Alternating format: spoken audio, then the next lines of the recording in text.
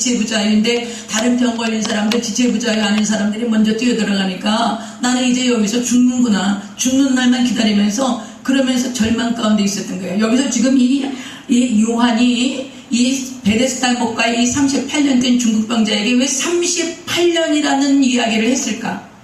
38년이라는 얘기를 왜 했을까? 제가 그게 굉장히 궁금했어요. 그냥 뭐 오랫동안 병을 앓았다든가 그렇게 얘기할 수도 있잖아요. 그런데 왜 38년이라는 기간을 얘기했을까? 근데 우리 지금 뭘 묵상하죠?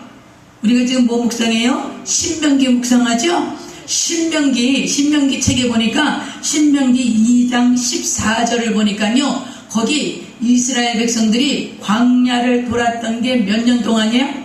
38년이라고 나왔어요. 우리는 광야 돌았던 게 40년 그렇게 얘기하죠. 광야 돌았던 게 40년 얘기하죠. 근데 40년 광야 돌지 않았어요. 왜 그래요? 시내산에 도착한 게 2달 만에 도착했어. 시내산에 도착해서 거기서 하나님 앞에 10계명 받고 율법 받았죠. 그리고 거기서 성막 지어요. 그 레위기까지 다 시작되는 거예요. 그렇게 해서 그 레위기 받고 그리고 거기서 또 나와가지고 전쟁을 치르는 바람에 가데스 바네아까지 오는 동안 몇 년 걸렸냐? 2년 걸렸어. 가데스 바네아에 와서 부정적인 그 12정탐꾼이 가나안 땅에 들어갔고 부정적인 판단을 10명이 했기 때문에 그때부터 광야를 돌기 시작했는데 가데스 바네아까지 왔던 시간이 몇 년 걸렸냐? 2년 걸린 거예요. 2년. 그러니까 광야를 도는 건 몇 년이에요? 38년인 거예요. 여기서 사도 요한은 자기네 역사니까 잘 알았겠어? 몰랐겠어? 알았지. 그러니까 38년 동안 중풍병자를 앓았다고 하는 이 기간을 굳이 기록해 놓은 것은 자기네 민족이 38년 동안 광야를 돌면서 하나님을 반역하고 광야를 돌면서 얼마나 절망 가운데 있었나. 그 절망과 낙심 속에 결국은 하나님께서 가나안 땅에 들어가게 하셨던 그런 것들을 장면을 떠올리게 하는 거예요. 오늘 이 사람은 가장 낙심한 상황, 가장 절망적인 사람을 대표하고 있어요. 여러분, 우리의 삶에 얼마나 낙심과 절망이 많아요. 얼마나 어렵고 힘든 일이 많아요. 이런 일들을 우리가 경험하면서 어떻게 주님께서 이 38년 된 중풍병자를 찾아오셔서 이 사람을 회복시키셨나, 이런 것을 찾아보면서 이 본문을 통해서 또 예수님의 마음을 찾아보면서 지금 우리가 만약에 절망 가운데 있고 수많은 사람들이 낙심 가운데 있어요. 여러분, 그래도 우리 성도들은 지금 그 정도는 아니야. 내가 얼마나 감사한지 몰라. 그런데요, 정말 절망과 낙심 가운데서 정말 죽지 못해서 사는 그런 사람들이 너무 많다는 거예요. 여러분에게 지금 이 38년 된 중풍병자의 환경이 아닐지라도 오늘 여러분이 이 말씀과 힘으로 함께 은혜를 나누시고, 그리고 여러분 주변에 마지막 절망과 마지막 낙심으로 더 이상 벗어날 길이 없다, 이제는 죽는 길밖에 없어, 죽기 위해서 산다, 죽지 못해서 산다고 하는 그런 이웃들이 있다면 가서 이 말씀을 통해서 격려하시고 여러분들 격려받으시기 바랍니다. 오늘 주님께서 어떻게 이 중풍병자에게 접근하셨나 한번 봐봐요. 하나님께서요, 38년 됐다고 이 중풍병자를 찾아오세요. 예수님이요. 예수님이 찾아오세요. 자, 봐보세요.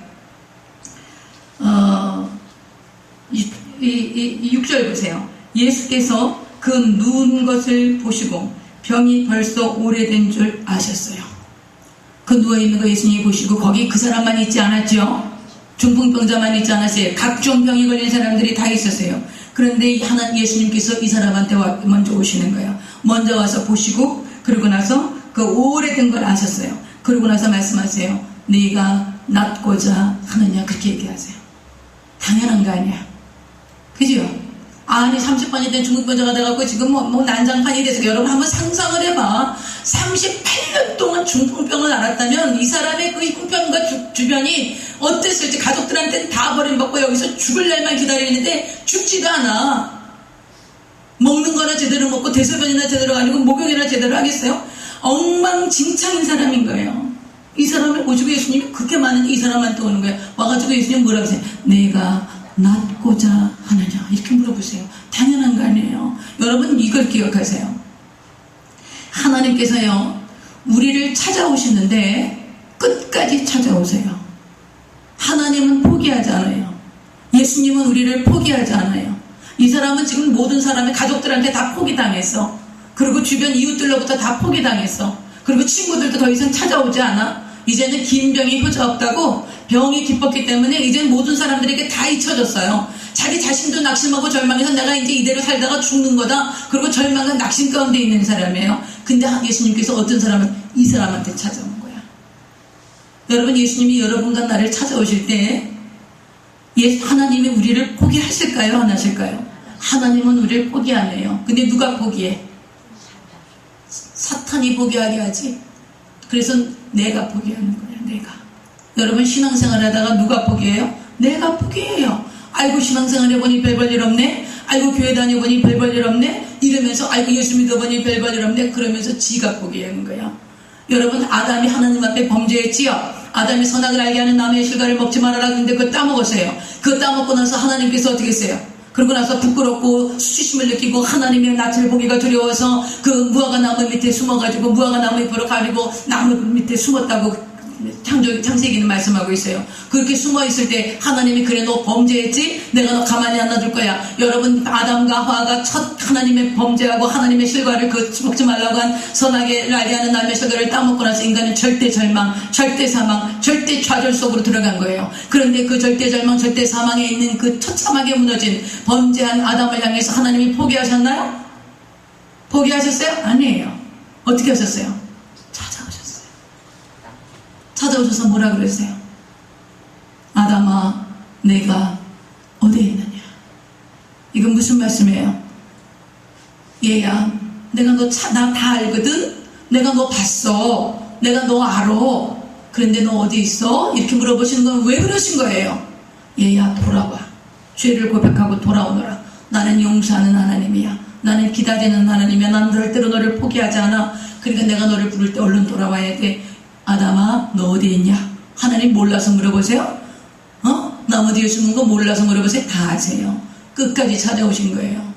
근데 아담이 어떻게 해요? 아담이 거절하는 거예요. 아담이요. 하나님이 만들어준 저 여자가 이걸 먹으라 그래서 내가 먹어서 범죄했어요. 하나님 때문이에요. 하나님이 저 여자 만들어줘서 그런 거예요. 이렇게 하면서 그 책임을 누구한테 전가했어요? 하나님께 전가했어요. 여러분, 그렇다고 하나님 포기하셨나요?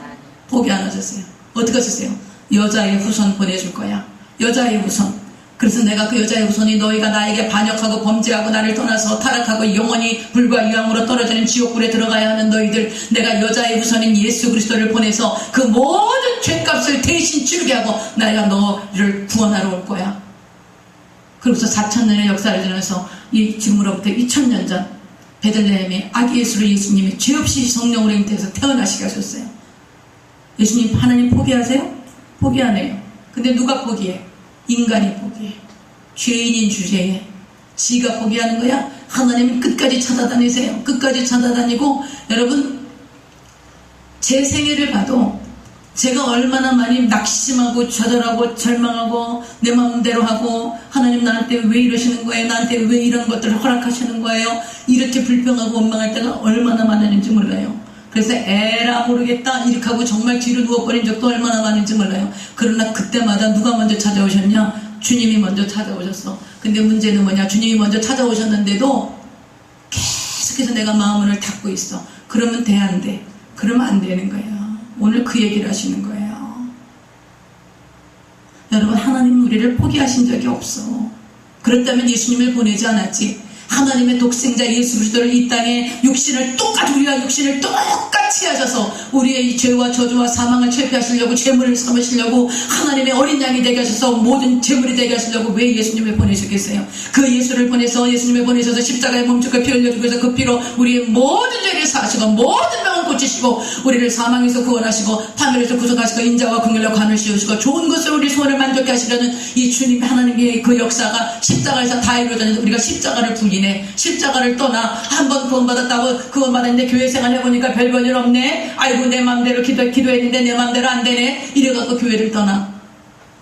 이러고 나서 돌아와는 주의 음성이 아무리 들리고 주님이 아무리 포기하지 않으시려고 해도 내가 포기하는 건 어쩔 수가 없다라는 거예요. 여러분, 여기 예수님께서 왜 내가 낳고자 하냐고 왜 물어봐요? 여러분 기억하세요. 예수님께서요, 살아계신 하나님께서요, 우리가 하나님께서 우리의 삶에 개입하시도록, 우리의 삶에 간섭하시도록 그 자리를 내어드리지 않으면 주님은 결코 우리 삶에 개입하지 않으세요. 하나님 나를 좀, 내가 그런 얘기 많이 들어. 특히 신학교 같은 데 가면요, 하나님이 나를 강제로 코가 빠지게 해가지고 뭐 망하게 해가지고 갈 데가 없게 해가지고 이래갖고서는 그 주의 종이 됐다는 그런 얘기하는 사람들 참 많았어요. 물론 그럴 수도 있을 거예요. 하나님이 부르시는 방법이 여러 가지니까 그럴 수도 있을 거예요. 그러나 정말 주님이 기뻐하시는 방법, 하나님의 방법은 뭐였냐? 내가 내 삶 속에, 내 인생 속에 하나님, 예수님이 나의 주인이세요. 왜냐하면 예수님이 날 값주고 사셨으니까. 내가 죄요, 저주요, 사망단지요, 내가 영원히 지옥 그 사탄과 함께 불과 영으로 타는 못으로 던져져야 되는 절대 절망, 절대 사망, 영원히 구원받을 수 없는 그런 더러운 죄덩어리였는데, 이 죄덩어리의 죄짐을 예수님이 대신 담당하셔서 그 피를 바르시고 그 피로 값주고 나를 하나님의 자녀가 되셔서 하나님의 자녀로 살게 하신 이 은혜, 이 은혜로 말미암아서 여러분과 나를 하나님의 자녀 삼으신 이것을 내가 거절한다? 더 이상 희망이 없는 거야. 그러므로 여러분, 오늘 예수님께서 이 말씀을 하세요. 내가 낳고자 하는 것, 이것은 하나님은 절대로 주님이 내 삶에 들어오시는 것을 내가 동의하지 않으면 내 삶 속에 들어오지 않으신다라는 거예요. 그러니까 여러분이요, 신앙생활하면서 막 뻗대는 사람이 있어요. 그냥 막 그 얼마나 고집세고 뻗대고 이런 사람이 있어. 그리고 결국 나중에 어떻게 해요? 하나님이 행복하게 만들어. 행복하게. 결국 행복하게 만든다고. 어디 갈 때 가는 거야. 갈 때까지. 그리고 하나님께서 돌아오게 하시는 거예요. 근데 그때도 안 되는 사람이 있더라고. 제가 아는 분 한 분이, 이게 아주 오래전 얘기예요. 어떤 권사님이신데 남편이 군인이었대. 군 장성이었다 그래요. 근데 이제 그렇게 이분 권사님하고 그 어머니가 그 아들이 예수 믿고 남편이 예수 믿기 얼마나 기도하고 그랬겠어요. 그런데 끝까지 이 암에 걸려서 돌아가시는데, 군인은 죽는 걸 두려워하지 않는다. 예수님 영접 안 하고 그냥 돌아가시더래요. 그래서 너무너무 애통하고 그랬는데, 그러나 또 그분들이 그냥 평생을 기도해 오셨기 때문에, 그 부분이 구원받았는지 어땠는지는 전 모르겠어요. 그러나 이것만 확실해요. 하나님께서 마음문을 두드리실 때, 내가 문 밖에 서서 두드리노니 누구든지 내 음성을 듣고 문을 열면 내가 들어가 그로 더불어 먹고 그는 나로 더불어 먹으리라. 그렇게 말씀하셨어요. 여러분이 마음문을 열어서 예수님을 영접해서 내 삶의 주인이 되시도록, 내 삶에 들어와서 간섭하시도록, 주님의 십자가 보혈의 공로가 내 인생의 모든 그 주인이 되어 주시는 그런 능력이 되도록 여러분이 주님을 모셔드리지 않으면 주님 우리 안에 들어오지 않아요. 기억하세요? 기억하셔야 돼요. 여기 예수님이 왜 낳고자 하는, 당연히 낳고 싶어 하지. 이 일을 반드시 기억하세요. 여러분, 우리가 얼마나 연약한 존재인지, 그리고 내가 얼마나 하나님이 없이는 살아갈 수 없는 존재인지 그것을 인정해야 돼요. 그것은 약자가 인정하는 게 아니에요. 여러분, 남자분들이요, 자존심 때문에 하나님이 이 남성이라는 자존심을 줘서 여러분 저 생육하고 번성하고 땅에 충만하고 땅을 정복하고 이렇게 다스리라. 이거는 하와에게 주신 명령이 아니야. 이거는 아담을 지어 놓으시고 아담에게 주신 명령이야. 생육하고 번성하고 땅에 충만하라, 그리고 정복하고 다스려라. 이건 아담에게 주신 거예요. 그렇기 때문에 이 남성분들이 굉장히 그런 정치적인 야망이 커.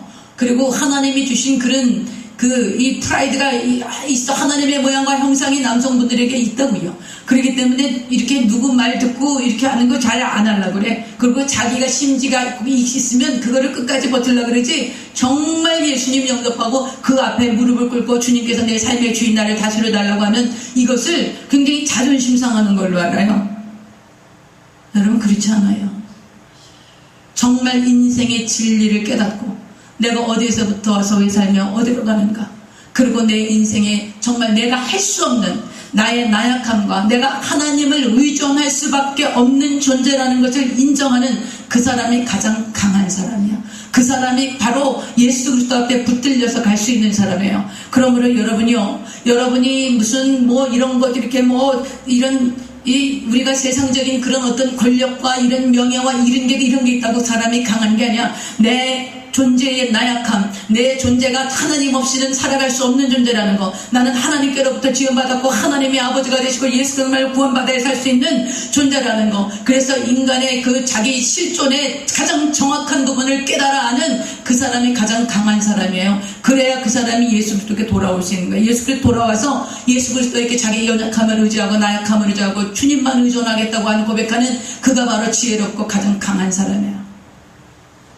그 세상에서 막 큰 소리 치고 막 이런 사람 보면 어떻게 해요? 웃기는 거지요. 세상에서 큰 소리 치는 사람 아무것도 바라고. 여러분, 우리가 내일 일을 알지 못해. 그리고 잠시 사라지는 안개 같은 인생이에요. 예수님이 말씀하세요. 한 부자 얘기를 하세요. 한 부자가 있었는데요. 이 사람이요, 너무 사업이 잘 된 거야. 하는 일마다 잘 됐어. 사업은 사업대로 잘 돼. 또 농사 짓는 건 농사 짓는 것도 잘 돼. 그래갖고 1년 뒤에 수확을 보니까 지금 있는 창고 갖고는 되지를 않아. 그래서 창고를 있는 대로 다 지었어요. 다 지어서 그들이 그 한 해의 수확한 거를 창고마다 다 지어서. 여러분, 그걸 들여볼 때 얼마나 기분 좋아하겠어요. 한번 상상해봐요.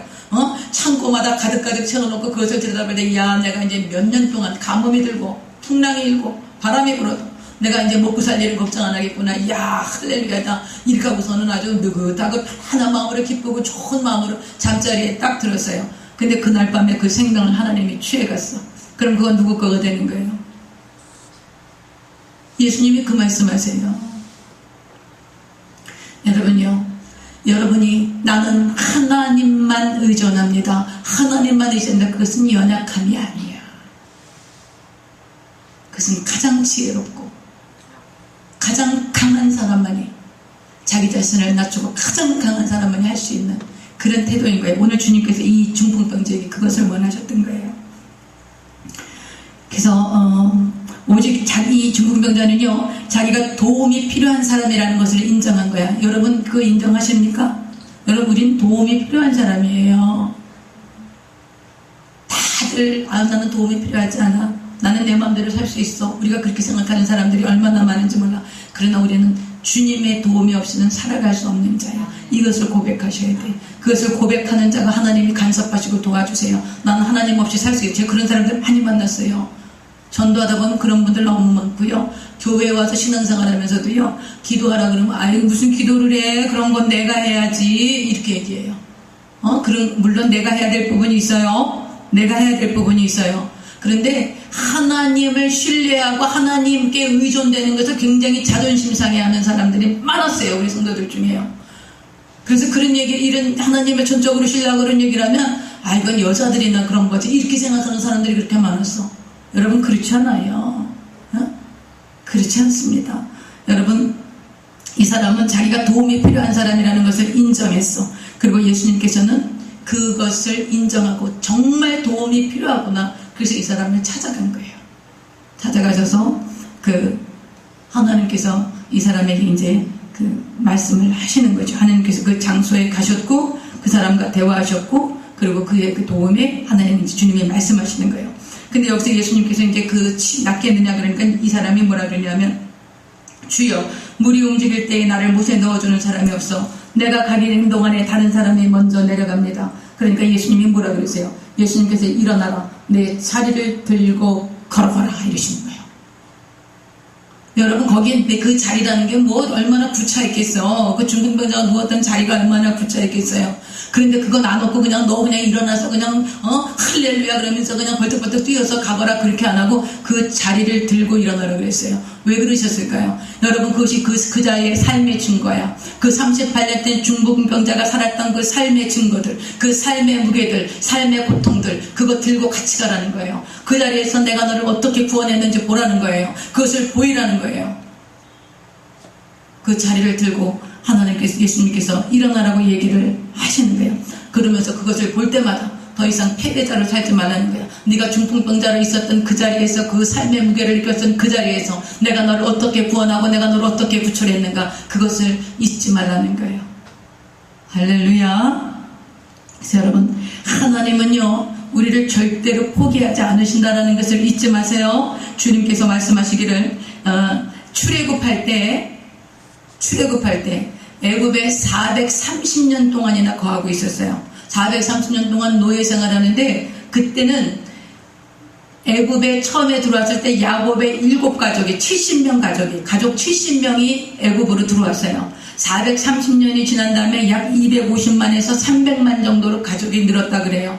그런데 그 430년 동안에 야곱의 가족들이 와서 몇 대를 이어가면서 그 하나님을 다 잊어버렸어. 그러나 하나님은 이 이스라엘 백성들을 잊어버렸을까요? 안 잊어버린 거예요. 하나님은 그들을 포기하지 않으시고 그들의 눈물과 통곡과 부르짖는 기도를 들으시고 모세를 보내셔서 애굽을 탈출시키는 이야기. 여러분, 하나님은 절대로 우리를 포기하잖아요. 그리고 가나안 땅에 들어왔어. 가나안 땅에 들어와서 하나님이 간섭하시려고 그러는데, 가나안 땅에 들어와서 여호수아의 당대가 다 돌아가세요. 그리고 애굽에서 나왔던 당대가 다 돌아가시고 세대가 지나가니까 하나님의 말씀을 안 가르쳐 갖고 자기 이스라엘 백성들이 자기 소변에 오른 대로 행했어. 이 시대가 어떤 시대였어요? 사사시대였지. 이 사사시대에 자기 소변에 오른 대로 했을 때 하나님이 이방 백성들한테 이 우상숭배하고 가나안 땅에 들어가서 우상숭배하고 자기네들 하고 싶은 대로 살았을 때 하나님이 이방 족속들을 강하게 하셔서 이스라엘을 공격하게 해요. 그리고 이스라엘 공격하면 거기서 하나님께 또 부르짖고 기도하면 하나님이 사사를 보내셔서 회복시켜주세요. 사사를 보내서 회복시켜주면 그동안만 잠깐 잘 있다가 조금 있다가 또 잘하게 되면 또 우상숭배하고, 그래서 하나님을 반역하고, 그러면 또 다른 하나님이 이방 족속을 세워서 이스라엘 백성을 공격하게 만들고 거기서 또 회개하고, 그러면 다시 하나님이 회복하시고, 회복한 잠깐 동안에 있다가 또다시 반역하고, 이런 사이클을 몇 년을 했냐? 약 300년을 한 거예요. 이 사사시대 동안. 하나님 포기했어요, 안 했어요? 포기 안 했어요. 하나님 자기 백성 포기 안 해요. 여러분 그거 기억하셔야 돼요. 자기 백성 포기하니까 여러분이 포기하시면 안 돼요. 나는 싫어요, 하나님. 나는 하나님 나한테 간섭하지 마세요. 그럼 간섭하세요, 안 하세요? 안 하세요. 악한 영은 우리를 억압하고 강요해요. 하나님 우리를 억압하고 강요하세요? 안 하세요. 하나님은 우리를 하나님 모양과 형상대로 지었기 때문에 얼마나 하나님이 인격적으로 우리를 대하시는지 몰라요. 하나님은 우리를 하나님처럼 우리를 상대하시는 거예요. 그러므로 강요하고 억압해서 안 되면 쥐어받고 가다가 막 돌부려 넘어져갖고 얻어 터져가지고 오게 하고, 그렇게 하신 하나님이 아니란 말이에요. 하나님이 여러분과 너를 끝까지 포기하지 않고 계속해서 두드리고 돌아오너라. 포기하지 마. 낙심하지 마. 나는 언제까지나 너와 함께하고 있어. 더더욱이 예수 그리스도로 말미암아 구원받은 저와 여러분, 예수님의 보배로운 피를 갖추고 사신 저와 여러분을 하나님 왜 포기하시겠어요? 그러나 여러분이 포기하면, 여러분이 떠나면 하나님도 어쩌실 수가 없는 거예요. 여러분 한 번 구원받으면 절대로 구원을 잃어버리지 않는다. 맞을까 틀릴까? 저는 개인적으로 아니라고 생각해요. 왜 그런 줄 아세요? 구원받았어요. 하나님의 성령도 경험했어요. 성령 체험됐어요. 능력도 받았어요. 그런데 누가 떠나? 지가 떠나, 지가. 아유, 내가 뭐 교회 예수 믿어보고 이렇게 하고 내가 은혜 체험했어. 내가 옛날에 교회에서 장로였어. 교회에서 뭐 교사했어. 교회에서 성가됐어. 내가 교회 생활 다 해봤어. 이러면서 내가 기도 응답도 받고 막 이랬지만, 그렇지만 다 그냥 그렇고 그렇더라고 이러면서 나와가지고 헛소리 하는 사람들 있어요, 여러분. 그 사람들 구원을 받았을까요? 구원 받을까요? 전 아니라고 생각해요. 하나님이 구원을 취소하는 게 아니에요. 내가 떠나는 거야. 내가 떠나면 하나님이 그걸 강요해서 잡아요? 안 잡아요. 여러분 정신 똑바로 차려야 돼. 그런 마음이 왜 들어갈까? 어떻게 하나님 경험하고 저렇게 했다 그러면서 어떻게 저 사람 저렇게 될까? 그런 마음이 왜 들어갈까? 교만해서 들어가는 거야. 교만해서. 여러분 지금 이 세상에는요, 하나님보다 더 거룩한 사람들이 얼마나 많은지 몰라. 하나님보다 더 거룩해. 여러분 훌륭하시다고 하시는 목사님들 한번 말씀 들어보세요. 이분들 말씀 들어보면 하나님보다 더 거룩하신 것 같아. 여러분 그거 조심하셔야 돼요. 우리는 그렇게 우린 다 죄인이야. 우린 다 죄덩어리예요. 우리 속에 숨겨진 죄들이 있다고. 안 보이는 죄들요. 우리가 지금 신명기 율법서 공부하면서 막 모세가 자기 백성들에게 이렇게 살고 저렇게 살고 저렇게 살고 이렇게 살아야 한다, 그러면서 쭉 이야기하는 게 지금 우리가 신명기 쭉 공부했어요. 그런데 예수님이 오셔갖고 이 신명기 율법보다 훨씬 더 고차원적인 법을 주셨어요. 이에는 이야, 눈에는 눈이야. 모세는 그렇게 가르쳐요. 근데 예수님은 그렇게 하지 않았어요. 이에는 그렇게 하지 말어. 네 원수가 오리가 자거든 심리가 줘. 겉옷 달라 그러든 속옷도 주거라. 이 오른밤 달고 왼밤도 돌려대거라. 훨씬 더 고차원적이야. 여러분, 살인하면 같이 살인해서 죽여야 돼. 그랬지요? 그런데 예수님은 뭐라 그래요? 살인하는 거, 너희는 사람 이렇게 직접 죽이는 거, 모세는 그걸 살인이라고 그랬어요. 예수님은 뭐라 그래요? 너 형제 미워했지? 그럼 그거 살인한 거야. 그러면 사람 죽인 사람만 살인이야? 나도 살인자야. 여러분, 사람 한 번도 안 미워하셨어요? 그럼 내가 사람 미워한 적 있지요? 그럼 내가 무슨 자야? 내가 살인자야.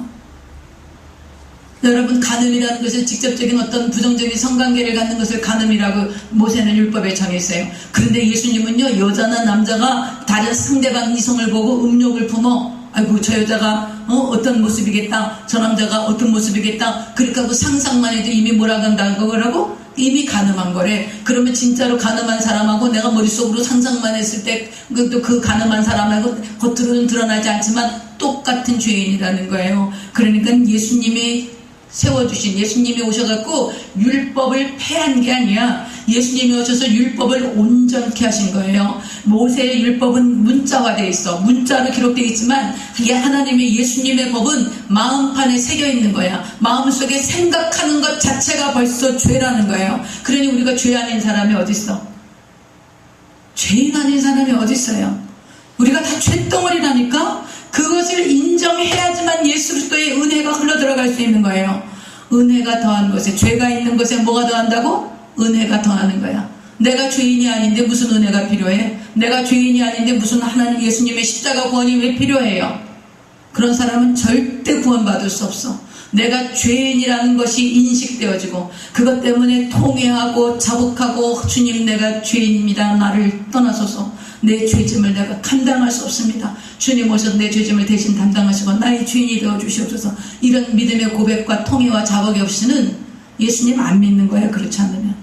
그런데요, 윤리와 도덕과 훌륭한 성품과 훌륭한 학벌을 자랑하시는 목사님들이 많아요. 그런 목사님들의 설교를 들으면서 모든 사람들이 또 굉장히 우러러보지요. 여러분, 그것을 비난하려고 하는 게 아니에요. 그것이 잘못됐다고 하려는 게, 까딱 잘못하면 하나님보다 더 거룩해, 하나님보다 더 존경받을 만해. 그걸 조심하라는 거예요. 여러분, 그걸 조심하셔야 돼요. 할렐루야. 여러분, 우린 다 죄인이야. 내가 죄인인 것을, 여러분, 내가 죄덩어리인 것을 날마다 인식하셔야 돼요. 그래서 주님 은혜 없이는 살아갈 수 없다라는 거, 주님이 불쌍히 여기시는 은혜 없이는 우리가 살아갈 수 없는 존재라는 것을 반드시 인정하셔야 돼요.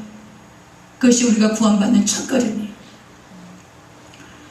그래서 여러분, 이제 예수님은 우리를 끝까지 포기하지 않으신다는 얘기를 여러분 꼭 기억하시기 바라요. 그런데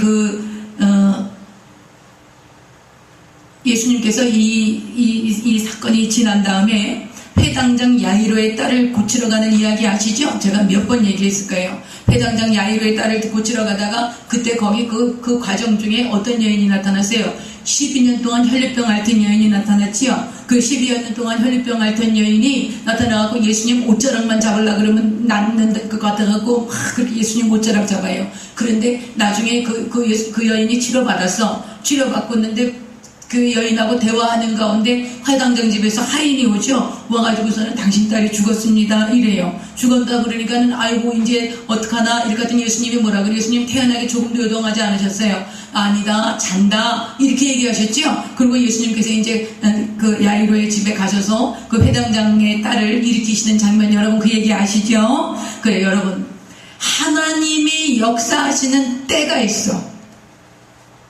하나님이 일하시고 그것을 성취하시는 때가 있어요. 그래서 여러분과 내가 포기하지 않아야 할 이유, 하나님께서 우리를 포기하지 않으시는 것처럼 여러분과 나도 주님을 향하여서 포기하지 말아야 해요. 반드시 그 때가 있다는 거예요. 여러분, 이것은 굉장히 중요한 얘기야. 여러분 요셉이라는 소년이 있었죠. 야곱의 11번째 아들이야. 근데 요셉이 꿈을 꿔요. 해와 달과 11개의 별들이 자기한테 절을 하는 거예요. 또 11개의 볏집을 가진 자들이 자기한테 절을 하는 거야. 요셉이 철이 없으니까 그걸 형들한테 가서 자랑했어요. 형들이 너 감히 우리를 무시했구나 이러면서 이 형들이 시기와 질투가 나서 이 요셉이라는 동생을 아라비안 상인한테 팔아요. 그래서 보디발 장군의 집에 노예로 가고요. 거기서 또 그 보디발 장군의 아내에게 누명을 뒤집어 쓰고 그 정치범 수용소 감옥에 또 갇히게 돼요. 거기서 그 장군들의 술장관, 떡장관의 그 꿈을 해몽해 주지만 이게 술장관이 이게 석방이 됐는데 가서 나를 좀 기억해 주시오. 그러니까 기억하지 못했어요. 그리고 2년 동안이나 그냥 잊어버린 채로 있었어. 그러다가 바로왕이 꿈을 꿨는데 이 꿈을 해석할 사람이 없는 거야. 그때 이 술장관이었던 사람이 자기 꿈을 해석해서 자기를 석방받게 만든 그 요셉을 생각해내요. 그때 이 요셉에게 나와서 바로의 꿈을 해석하라 그래서 바로의 꿈이 해석되어지고 그래서 바로는 이 요셉을 국무총리로 세워지는 거죠. 자, 여러분 보세요. 요셉은 하나님께로부터 정말 끝내주는 꿈을 꿨어요. 자기 아버지 해와 달과 11개의 별들이 절하는 꿈, 11개의 형님의 볏집단들이 자기한테 절하는 꿈, 야 내가 뭔가 돼도 되겠구나, 형들이 다 나한테 와서 절을 하고 이런 거 보니까 그런 꿈이 있었어요. 그런 꿈을 꾸었었어. 그러나 현실은 그렇지 않았지. 현실은 얼마나 비참했는지 몰라. 형들의 시기로 노예로, 그 당시엔 노예는 인권이라는 게 없어요. 주인이 아무 때나 죽여도 상관없는 거야. 근데 굉장히 요셉이 잘했던 것 같아. 그리고 그 보디발이라는 장군이 이 요셉의 정직성을 알았던 것 같아요. 자기 아내가 말하는 게 거짓말인 걸 알았던 것 같아. 그래서 이 요셉을 살려준 거야. 여러분 자기 아내를 겁탈하려고 했다 그러는데 그 노예를 살려두겠어요? 안 살려두지요. 절대 살려줄 수가 없는 거예요. 그런데 이 보디발 장군은 이 요셉을 감옥에 넣어요. 살려주는 거예요.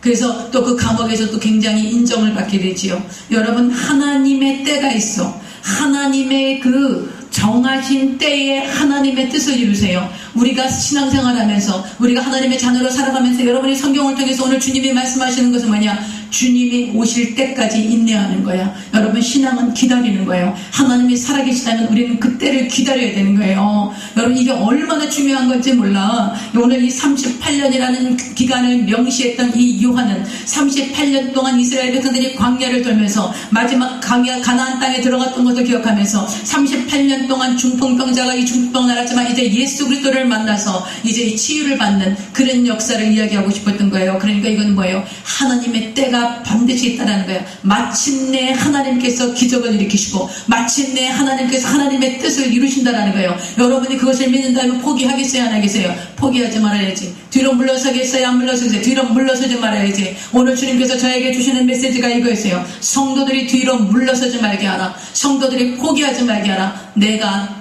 나의 때에 마침내 너희를 향하여서 그 뜻을 이룰 것이다. 아멘. 결코 포기시키지 말라는 거예요. 여러분 포기하지 마세요. 이 중에서 누군가가 포기해달라고 그랬을지도 몰라. 하나님께서 이 중에서 누군가가 어떤 낙심하고 신앙생활에도 별벌이라며 하고 떠나고 싶은 마음이 있었는지도 몰라요. 오늘 그분에게 주님 말씀해 여러분과 저에게 말씀하시는 거예요. 여러분 오늘 이 메시지가 수많은 사람들에게 지금 나가고 있어요. 이게 지금 유튜브를 통해서 얼마나 많은 사람들에게 흘러가는지 몰라. 여러분 그렇다면 이 메시지를 듣는 수많은 사람들 중에 이제는 하나님이 나를 떠나셨고 내가 예수를 믿고 신앙생활에도 어떤 유익도 없고 어떤 이런 응답도 없고 하나님 왜 나한테 잠잠하시나, 하나님 왜 나한테 침묵하시나, 과연 내가 이 길을 가는 것이 맞는 것인가 갈등하고 그 낙심하는 사람이 있다면 여러분 기억하세요. 하나님은 마침내 그분의 뜻을 이루어가세요. 하나님의 시간이 있다라는 사실을 잊지 마세요. 요셉이 바로 구원받았으면 좋겠지. 떡장관, 술장관에 가서 바로 내가 감옥에서 이렇게 해서 술장관이면 지금의 비서실장이야. 그 요셉 하나 풀어주는 건 얼마든지 있을 수 있는 일이에요. 그러나 하나님이 그것을 잊어버리게 만들어서 그리고 그 바로왕이 꿈을 꾸던 그 시간에 그것이 생각나게 만들어서 바로왕이 꿈을 해몽해 줌으로 하면서 하나님은 요셉을 그 애굽의 국무총리로 세워서 이 애굽 이스라엘 그 야곱의 가족들을 이끌어 오시려는 하나님의 계획을 이루시던 그런 계획을 이루신 거예요. 그러므로 사랑하시는 여러분, 마침내 하나님께서 하나님의 뜻을 저와 여러분을 향해서 하나님의 뜻을 이루실 거예요. 포기하지 마세요. 뒤로 물러가지 마세요. 의심하지도 마세요. 하나님이 살아계십니다. 여러분 하나님이 살아계시다는 건 그냥 하나님이 살아계셔서 이렇게 존재하신다 그런 뜻이 아니에요. 하나님은 영원히 활동하신다는 거예요. 하나님의 활동 중에는 하나님의 활동에 하나님의 그 연속성이 있다는, 하나님 지금도 여전히 활동하고 일하고 계시다라는 거예요. 그 하나님이 여러분과 나의 하나님이래. 그분이 살아계시다라는 뜻이, 하나님 살아계신다, 그냥 하나님이 이렇게 살아계신다 그런 뜻이, 하나님이 일하고 계신다라는 거예요. 이 일을 행하시고 그 일을 성취하시고 그 하나님이 여호와 하나님, 그분이 여러분과 나의 아버지가 되신 거예요. 그러므로 여러분 어떤 상황에도 두려움을 하지 말아요. 여러분 다윗 좀 봐봐. 다윗은 17살에 물맷돌 하나 가지고요, 물맷돌 가지고 가서 골리앗 장군을 쓰러뜨려요. 그리고 골리앗 장군을 쓰러뜨리고 나서 이스라엘을 구원했기 때문에 그 당시에 사울 왕이 얼마나 이스라엘 그것을 다윗을 막 올렸는지 몰라. 그런데 이 백성들이 문제야. 백성들이 뭐라 그래? 다윗은 천천히요, 사울은 천천히요, 다윗은 만만히로다. 이 말을 듣고 사울이 시기심이 확 올라온 거야. 그래서 이제 내가 이 다윗을 죽여야 되겠다. 그래서 다윗을 죽여야 계속 쫓아다녀요. 그래서 다윗은 말로 다 할 수 없이 광야를 돌면서 사울을 피해 다니면서 고난을 겪지요. 그러면서 사울을 죽일 수 있는 기회가 2번 있었어요. 사울이 코앞에 와서 자고 있는 거야. 그런데 사울에게 손을 대요, 안 돼요? 안 돼요. 왜요? 하나님이 기름 부은 자, 기름 부음 받은 자, 하나님의 기름 부은 자를 내가 손댈 수 없어. 그것은 하나님의 권위에 도전하는 거기 때문에. 그래서 절대로 사울에게 손대잖아요. 하나님 그걸 굉장히 기쁘게 보셨어요. 하나님이 그것을, 여러분 하나님을 존중하는 거, 하나님을 존중할 때 하나님께서 우리를 존중하세요. 할렐루야. 여러분 기억하세요. 하나님을 쉽게 아무렇게나 생각하고 하나님 앞에 이 경망스럽게 하는 이런 태도 하면 안 돼. 정말 겸해하셔야 돼요. 무슨 하나님을 옆집 아저씨같이 생각하는 그런 경망한 신앙생활은 안 되는 거야. 그래서 이 다윗이, 그러나 다윗이 하나님의 때가 되니까 30살에 유다의 왕이 되어지고, 그리고 그 당시 유다를 다 통일해서 가장 강대국을 만드는 그런 하나님의 때가 온 거예요. 여러분, 우리 신앙에 반드시 때가 있어. 예수님이 오실 때가 있었어요. 하나님께서 구원의 역사를 베푸시겠다고 여자의 후손을 보내주기로 약속하셨지만, 하나님이 4000년의 역사를 통해서 예수님이 오실 때를 2000년 전에 약속하신 거예요. 베들레헴에 예수님이 오셨고요, 그때 예수님께서 십자가에 달려 죽으시고 부활하시고 승천하셔서 이제 다시 오실 때가 또 다가오고 있는 거예요. 그 때가 있다는 거예요. 그러므로 여러분과 내가, 하나님이 나를 향하신 때가 있어요. 할렐루야. 저도요, 제가 일찍 좀 누가 절 보고 누가 그랬어요. 김상호 목사님이라고 기도원에 머리 하얀 그 목사님 계시세요. 지금 돌아가신 지 꽤 됐지만, 제가 이제 여의도 순복음교회 교육자로 들어와갖고 기도원에 수련회를 하고 있고, 기도원에서 이제 있을 때, 그때 그 김성호 목사님, 우리 그 신입 전도사들을 전부 다 부활로 놓고 이제 얘기를 많이 하셨어요. 그때 저한테 안수하시면서 그러시더라고요. 최다실 목사님 같이 하나님이 좀 이렇게 기름 부어달라고 그렇게 안수를 하시더라고. 그러면서 진작에 오지, 그 얘기를 하세요. 진작에 오지. 왜 이렇게 늦게? 제가 40살에 시작해서 45살에 여의도 들어갔거든. 그러니까 얼마나 늦었어. 그러니까 너 좀 진작에 오지 왜 이제 왔냐, 그렇게 말씀하시더라고. 여러분요, 그러나 하나님의 때가 있는 거예요. 할렐루야. 여러분, 저는 그게 너무 다행이라고 생각해. 제가 너무 젊어서 왔으면 얼마나 뭐가 뭔지도 모르고, 얼마나 방자하고 이게 교만하고 앞뒤도 모르고 막 이렇게 있어요. 근데 45쯤 되니까 조금 뭐 좀 알겠어. 이제 나이 60이 넘어가니까요, 인제 뭐 좀 알겠어요. 인제서 뭐 좀 알겠어. 그래서 막 젊은 목회자들 어쩌고저쩌고 해도 니들이 지금 뭘 알겠냐, 당연히 그렇지, 그런 생각이 인제에서 들어. 인제에서. 여러분, 하나님의 때가 있어요. 그래서 오늘 예수님 죽으시고 부활하신 것도 하나님의 때가 이르러서 그렇게 말씀하신 거예요.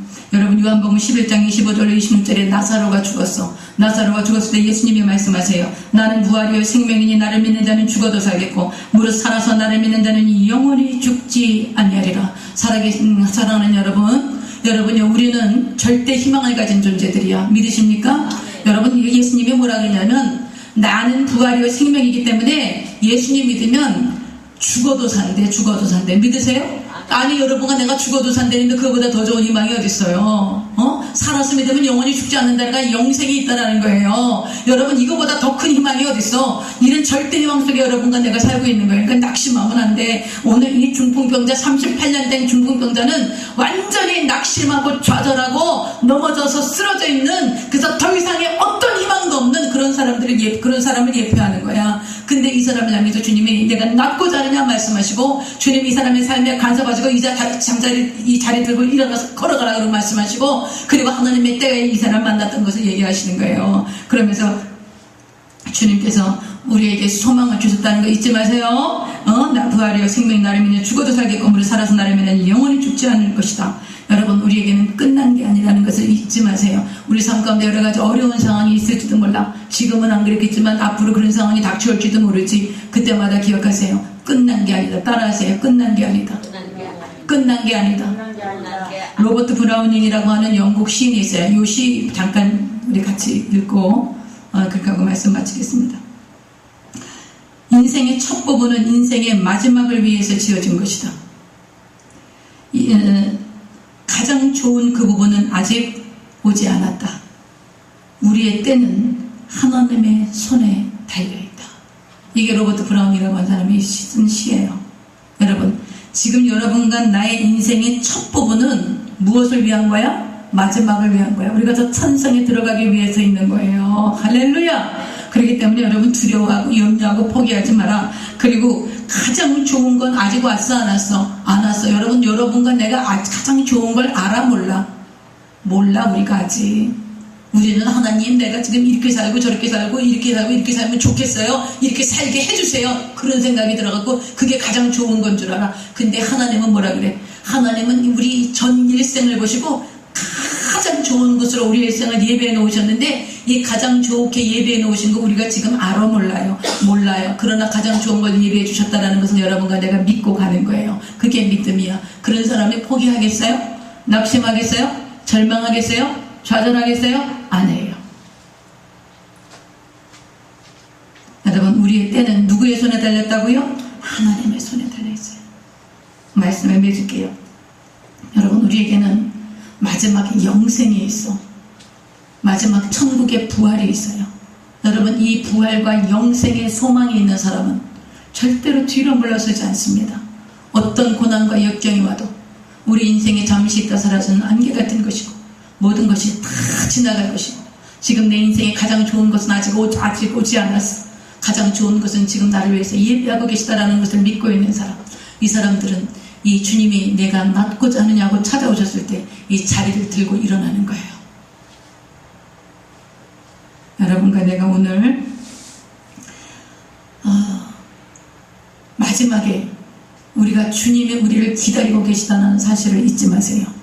우리 가는 이 길 끝에서 주님이 우리를 기다리고 계시다고. 그렇기 때문에 그 영광의 자리가 있어.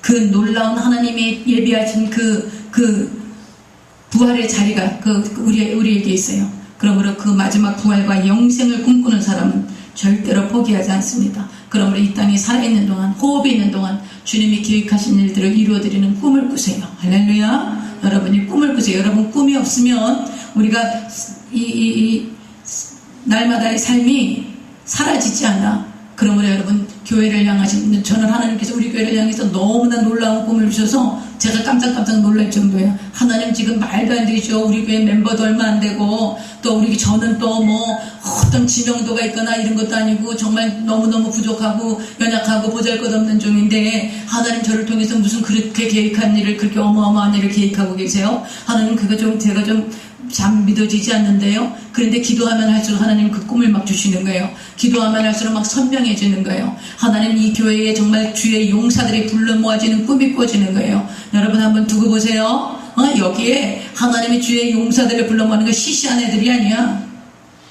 왔다리 갔다리 하는 그런 애들이 아니야. 아주 정말 성령 충만하고 말씀을 사모하고 기도하기를 사모하고 주님 앞에 쓰임받기를 사모하는 그런 거룩한 젊은이들이, 주의 이슬 같은 거룩한 청년들이 여기에 모일 거라는 거예요. 그들을 기도 훈련시키고 말씀으로 양육하고 그리고 성령으로 충만케 해서 보내라는 거예요. 그 일을 주님께서 우리에게 맡기시겠다는 거예요. 여러분, 그거 한번 이루어지실 것을 믿습니다. 아멘. 아이고, 하나님, 이거 진짜인가? 제가 자꾸만 의심해요. 자꾸만 의심이 되는 거예요. 그래서 하나님, 이게 정말 제가 혼자 생각하는 거 아닐까요? 제가 혼자 막 이렇게 생각하고 이렇게 하는 거 아닐까요? 그런데 주님께서 계속 제 마음에 부어주시는 거예요. 믿으면 바라는 것들의 실상이요 보지 못하는 것들의 증거다. 내가 일할 것이다. 너는 엎드려서 나를 구해라. 그리고 지속적으로 무릎으로 가고 결코 좌로나 우로나 바라보지 말고 세상 바라보지 말고 사람 바라보지 말고 오직 나만 바라보라. 내가 너와 함께 할 것이라고 주님 말씀하시는 거예요. 할렐루야. 여러분, 우리 교회 등사님 그 일 하실 거예요. 여기서 용사들이 일어날 거야. 그래서 우리는 북한을 진격해서 들어갈 것이고, 북한을 통해서 중앙아시아를 지나서 유럽까지, 그렇게 해서 하나님은 이 땅에 하나님의 복음을 증가할 용사들을 이곳을 통해서 역사하실 거예요. 여러분 기대하세요. 저를 기대하려는 게 아니에요. 하나님을 기대하십시다. 우리 주님께서 오셔서 이 베데스다 목과 같은 이런 처참한 상황에서 그 중풍환자를 일으키셨던 것처럼 주님은 절대로 우리를 포기하지 않으시는데, 우리가 주님을 포기하지 않으면 주님은 우리를 향해서 그 일을 이루어 가실 것입니다. 힘이 생기죠? 아멘. 기도하겠습니다. 하나님 아버지, 주님께서 때를 정하셨고 주님께서 우리를 결코 포기하신 적이 없으십니다.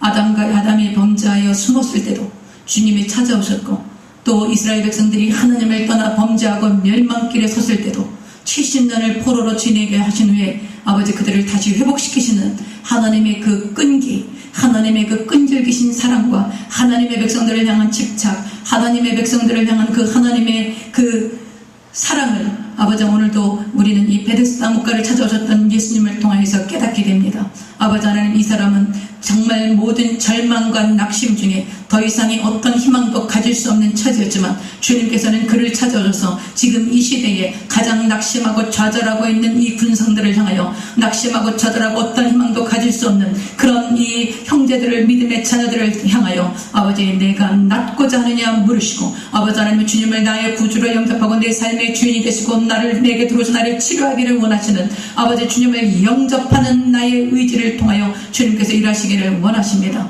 성령 하나님 역사하여 주시옵소서. 우리가 지금 어떤 상황, 어떤 처지에 있을지라도 성령 하나님께서 아버지 친히 말씀하십니다. 내가 지금 너의 삶 속에 들어가서 내가 너의 주인이 되기를 원하느냐고 물으시거든. 주님, 우리가 아멘, 주님 우리 안에 오셔서 우리의 주인이 되어 주시옵소서. 우리를 다스려 주시고 우리를 통찰해 주시고, 살아계신 하나님 한 분만이, 그 하나님의 영이신 거룩하신 성령님만이 우리 가운데 임하셔서 아버지의 뜻대로 순종하며 가도록 저희들을 감동시키고 인도하여 주시옵소서라는 믿음의 고백이 우리 성도들에게 있게 하여 주시옵소서. 모든 저주, 강과 가능의 권세가 나사렛 예수님의 이름으로 떠나갈지어다.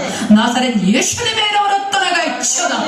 아버지, 공중의 권세자고 악한 사탄이 아버지 우리 성도들을 기만하고 도둑질하고 죽이고 멸망시키며 수많은 거짓말로 그 마음을 낙심시키고 아버지 안에 보이고 들리고 감각할 수 있는 것으로 말미암아서 이들을 무너뜨리려고 합니다. 그런 하나님 아버지 주의 말씀이, 아버지 하나님의 살아계신 하나님의 말씀이 아버지 하나님 성경을 통하여서 우리에게 전해지고, 그 말씀을 통하여 주님이 친히 말씀하신 줄로 믿사오니 아버지 우리가 주님을 신뢰하고 주님이 행하실 일을 기대하고 결코 뒤로 물러서지 아니하고 아버지의 뜻이 이루어질 것을 믿고 나아가기를 원합니다. 아픈 사람 아픈데 손을 얹고 믿음으로 가슴에 손을 얹습니다. 주님이 2000년 전 갈보리 십자가에서 다 이루어 놓으셨습니다. 아버지 주님이 그 약속대로 다 이루어 놓으셨습니다. 아버지 모든 죄를 사하시고 모든 병을 고치시고 파멸에서 구속하시고 인자와 긍휼로 감히 씌워주시고 좋은 것으로 내 소원을 만족케 하시고 내 청춘으로 독수리같이 새롭게 하시겠다고 약속하셨습니다.